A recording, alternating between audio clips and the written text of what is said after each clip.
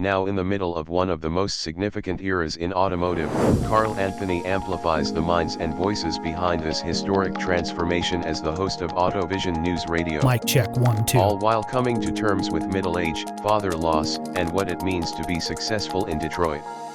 The Autoworld Museum in Brussels, Belgium opened its doors on July 1st, 1986.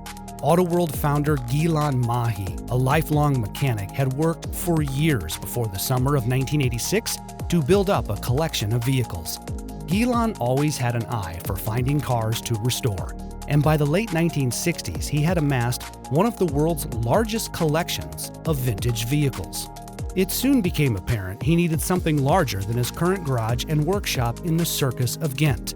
While initial attempts to locate a new museum elsewhere yielded only modest success, Ghislain remained steadfast in his vision and ultimately saw Brussels, the heart of Europe, as the best place to establish a living museum of automotive history and culture. News of Ghislain's quest would eventually capture the attention of Prince Albert of Belgium, along with Herman de Croo, Belgium's Minister of Communications and External Trade, and Louis Olivier, Minister of Public Works. The Belgian government ultimately saw the potential of Ghislain's vision, and the location was determined to be the South Hall of the Park of the 50th anniversary in Brussels, the home of the Autoworld today, as well as the Royal Museum of the Armed Forces and Military History, and the Art and History Museum. In 2012, the Sport and Competition Zone, a tribute to motorsport, was added to the Autoworld. The area includes over 20 racing cars, banked corners, a starting grid, and old paddocks. Depending on when you visit the Autoworld, you may see a special themed display. These limited-time showings pay tribute to historically significant and beloved vehicles. Past exhibitions include 70 years of Vespa, the 60th anniversary of the Volvo Amazon, the 75th anniversary of Ferrari, and Fiat 125 years. In the words of the Autoworld Museum, this is a space that pays tribute to all those who have devoted their creativity and research to the happiness of those who have traveled the highways. I believe those words to be true, having been to the Autoworld 4 times over the years for our AutoSense conference. It's one of the best car museums I've ever seen. I've made so many fond memories there with friends and family. The last time I was at Autoworld was in September 2023. At that time, a limited-run exhibit was dedicated to a trio of Bugatti supercars, beautiful cars, one of which is the only one of its kind on the planet, a one-of-one Bugatti supercar. Join me now for an audio tour of the Autoworld Museum as I take us around and highlight some of the cars on display, including the aforementioned Bugattis. We begin with a car from the early 1900s that protected your feet from the elements. Moving at the speed of mobility, this is AutoVision News Radio with Carl Anthony in Detroit, Michigan. The first car on our stop is the 1904 Oldsmobile Model 6, also known as the Curved Dash. And the Curved Dash was so successful that the Olds Motor Works became the most prominent car manufacturer in the world from 1903 to 1905. And in 1905 alone, Oldsmobile sold over 5,000 Curved Dash models, just like the one we see here, and that effectively earned it the title as the first mass-produced car. The name, as you can imagine, comes from the front end, that Curved Dash, this arched floor plate, and that would protect your feet from mud and dirt and road grime and all of that stuff. So if you had a pair of nice shoes back in 1904, this is the car you wanted to drive.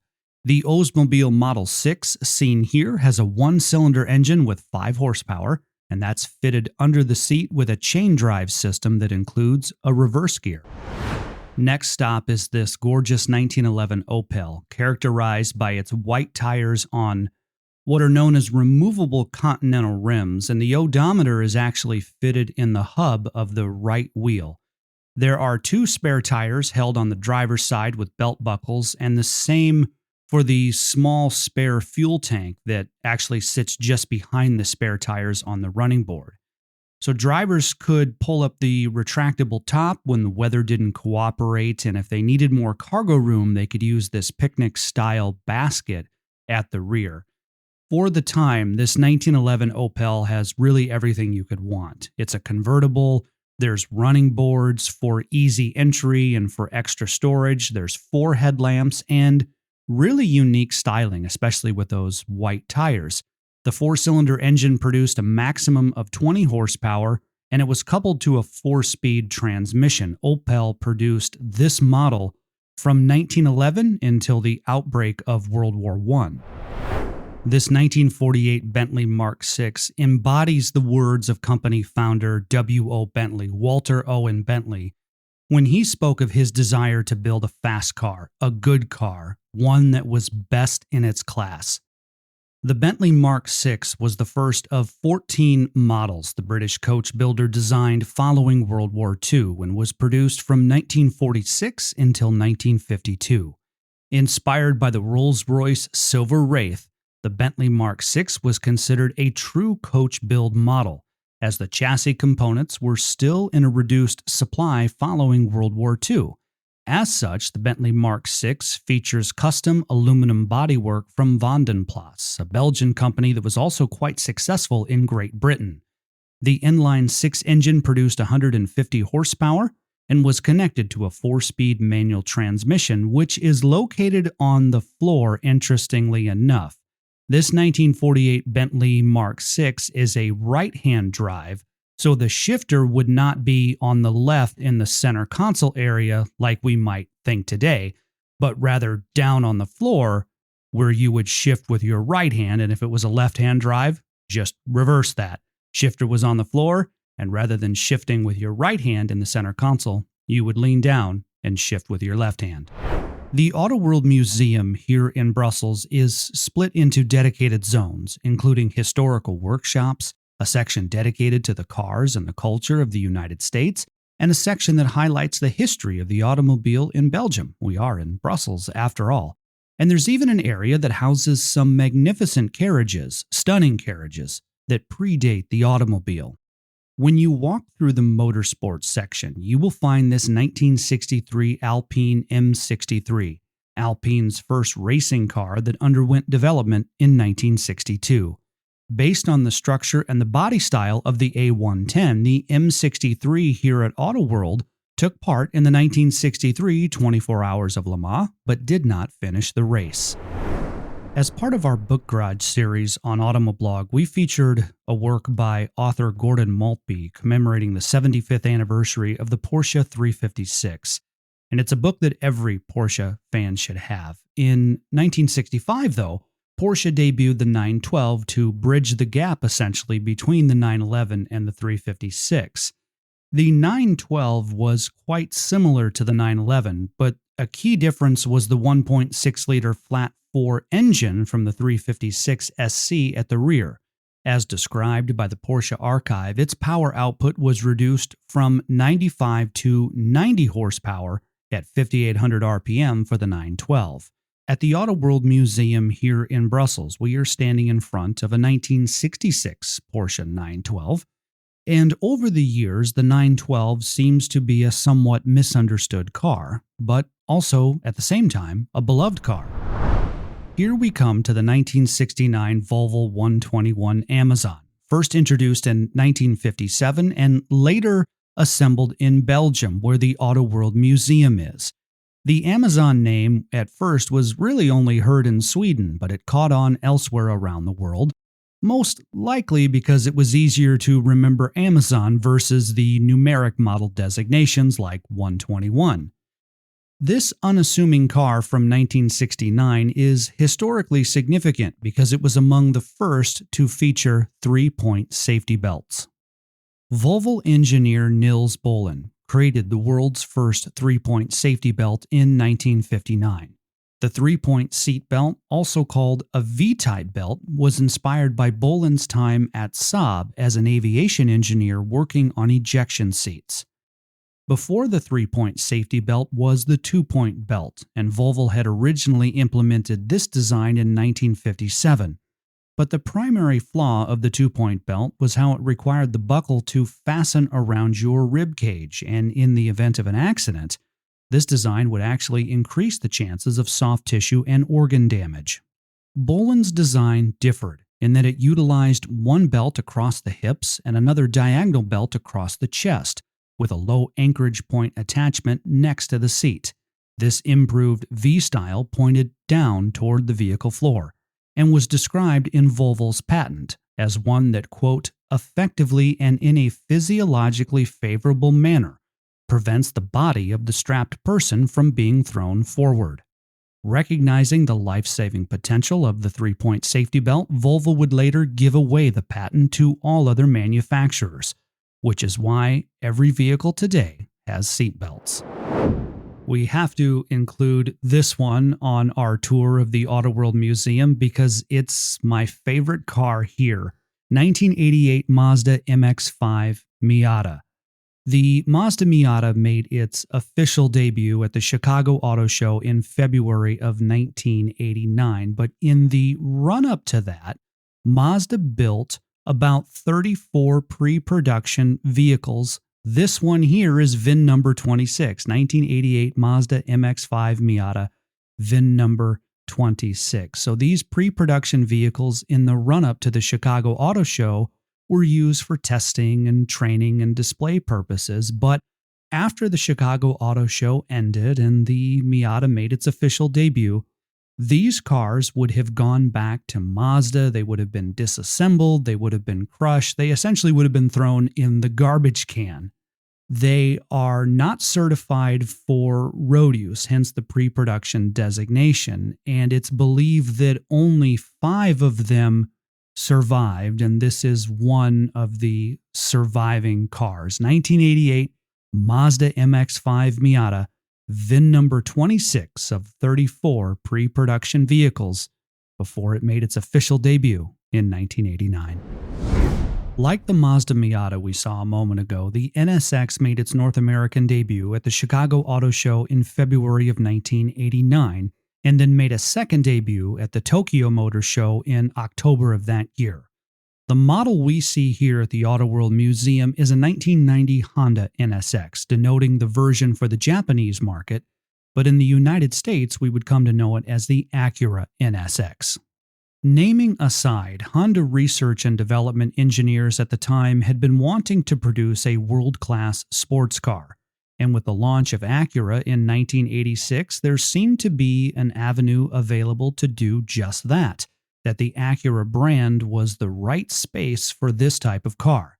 In the press kit for the 1991 Acura NSX, dated June 2, 1990, the NSX is described as an automobile that would become both a rolling showcase for Acura's technical capability while establishing a performance and luxury image for the brand.